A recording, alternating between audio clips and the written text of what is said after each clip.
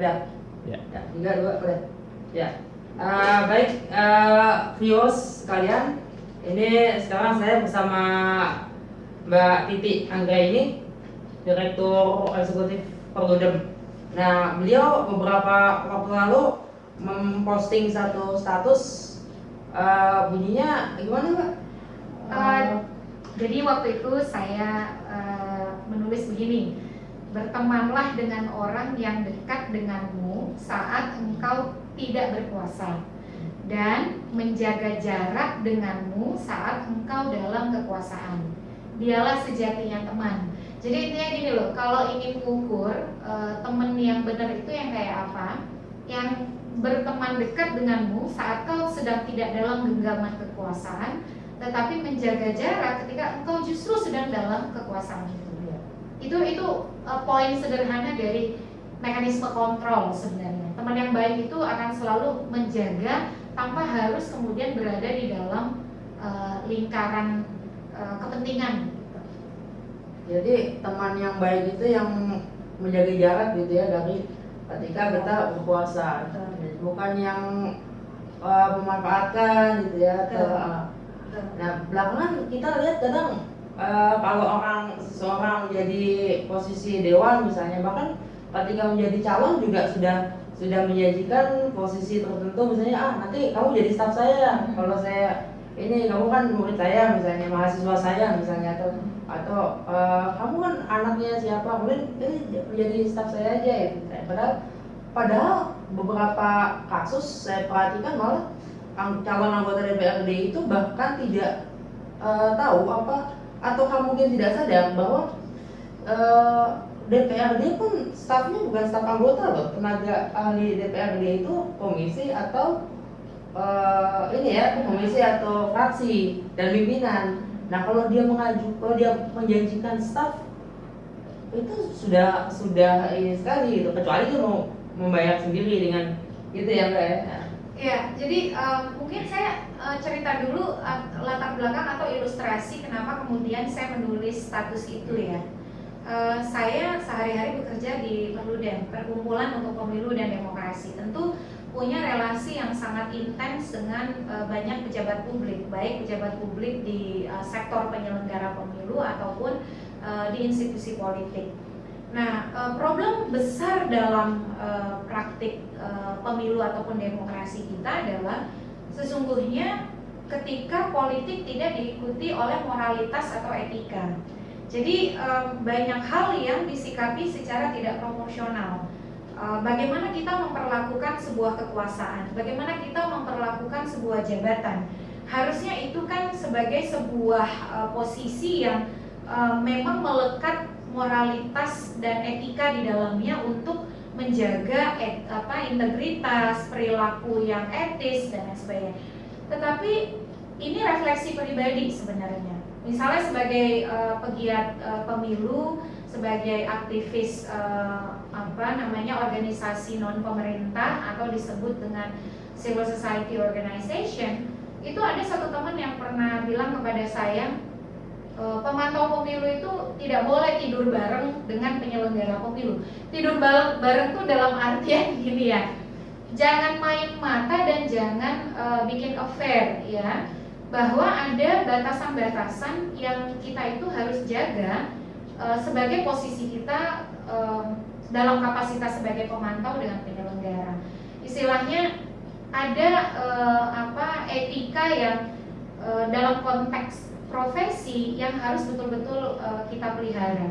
Nah, itu yang saya sering melihat peristiwa yang mengkhianati itu. Misalnya gini, seolah-olah kita organisasi persyarikatan, melihat ada kader kita yang menduduki sebuah posisi, maka ketimbang kita melihat kader dan posisi itu sebagai sesuatu yang harus kita jaga dan kita proteksi agar dia tidak menyimpang, agar dia tetap bisa bekerja dengan tujuan kenapa dia ada di sana, kita lebih cenderung menjadikan dia sebagai sumber untuk kapitalisasi atau memberi insentif secara tidak proporsional.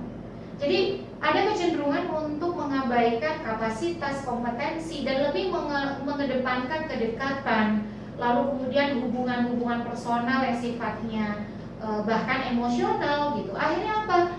Orang yang merepresentasi kelompok, merepresentasi sebuah organisasi menjadi memiliki beban karena dititipi pekerjaan rumah untuk menjawab kepentingan-kepentingan sektoral dan personal dari lingkungannya gitu.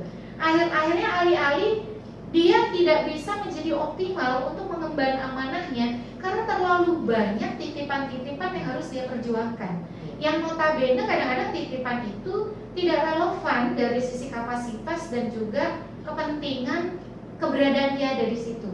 Makanya kemudian kalau kita menganggap mengapresiasi, menghormati, menganggap penting teman, kerabat, kolega kita yang sedang memegang suatu kekuasaan, sesungguhnya cara penghormatan kita yang paling baik adalah memberikan kepercayaan penuh pada dia untuk bekerja secara maksimal menjalankan amanahnya, dengan tidak kemudian misalnya merecoki dia dengan kepentingan-kepentingan yang bisa jadi membawa konflik of interest, benturan kepentingan, bias dan lain sebagainya.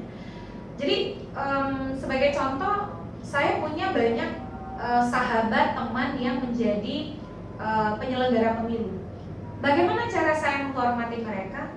Ya dengan membiarkan mereka bisa bekerja dengan optimal, membawa visi misinya, ataupun kemudian kalau dia jadi bagian dari kantor saya Perludem, untuk merealisasikan yang menjadi program-program yang dia pahami ketika dia belajar di Perludem untuk bisa terinternalisasi di institusinya, dengan tidak kemudian mengganggu dia dengan banyak misalnya upaya-upaya untuk mendekati gitu. Tapi kalau memang dia melakukan hal-hal yang tidak benar, lalu hal-hal yang tidak relevan atau melanggar integritas, maka kita harus yang paling depan untuk mengkritik.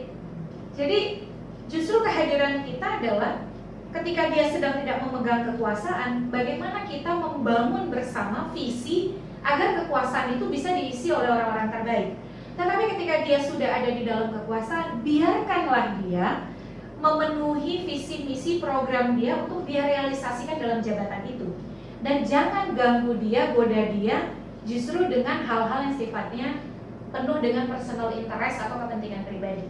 Nah itu yang sesungguhnya kenapa saya menulis itu, karena saya melihat seolah-olah kok ada kecenderungannya kalau ada kawan kita memegang suatu kekuasaan, maka kekuasaan itu juga menjadi kue yang harus dibagi-bagi bagi yang lain gitu ya. Sebenarnya kalau dalam kapasitas secara proporsional ada kapasitas, ada kompetensi, dan itu dilakukan melalui merit system, proses yang akuntabel, proses yang transparan, tidak salah. Tetapi kebanyakan dari yang saya temui justru proses untuk mendekati dan untuk mendapatkan cipratan kekuasaan itu dilakukan dengan cara-cara yang juga tidak akuntabel, tidak transparan, dan jauh dari merit system gitu. Nah itu sedikit mungkin terlalu panjang ya ilustrasinya, tapi saya gelisah ketika ada sebuah posisi yang diemban oleh seseorang dan ketika dia berkuasa justrulah dia seolah-olah menjadi kue yang dikerubuti oleh semut-semut gitu. Padahal kalau manis-manis kita harus hindari ya supaya kita tidak kena diabetes gitu. Walaupun manis juga perlu. Ya seperti itu barangkali ya. Cukup menggairahkan, cukup memberikan motivasi. Cuman memang ada beberapa pertanyaan, terutama kadang kita misalnya membutuhkan pekerjaan misalnya, kita kan mendekati senior gitu ya. Kalau organisasi kemahasiswaan, pelajar gitu kan, pemuda gitu, kadang deketin kakaknya gitu, kakak kelasnya senior gitu, untuk minta Kak, ini dong kerjaan gitu kan. Nah itu sebenarnya gimana? Apakah sebetulnya tetap harus pada koridor itu ataukah tergantung kerjaannya apa nih? Gitu, gimana? Ya jadi pada 2016 akhir ya, saya itu road trip ke Jawa sampai ke Madura. Nah, dalam perjalanan menuju Madura itu saya mampir ke kediaman Pak Haidar Nasir. Jadi saya bertemu dengan Ibu Nurjana Johantini dan Pak Haidar Nasir, Ketum PP Muhammadiyah. Di situ kita diskusi banyak lah ya, misalnya bagaimana kultur pengelolaan sebuah institusi yang betul-betul syarat dengan KKN, korupsi, kolusi, nepotisme, membesarkan organisasi dengan spirit yang penting pokoknya kita satu kelompok gitu. Pak Haidar itu menegaskan pada saya, kita tidak boleh menduplikasi sesuatu yang kita tidak suka. Karena ketika kita berkuasa lalu kita melakukan hal serupa dengan apa yang kita tidak suka, sesungguhnya kita tidak ada bedanya dengan orang yang tidak kita suka itu. Oleh karena itu yang kita promosikan adalah sistem. Yang kita promosikan adalah ekosistem nilai, sistem yang memang ketika siapapun ada di dalam sana, maka dia akan bekerja. Nah, oleh karena itu yang kita promosikan adalah Pak Haidar mengingatkan saya, satu, merit system.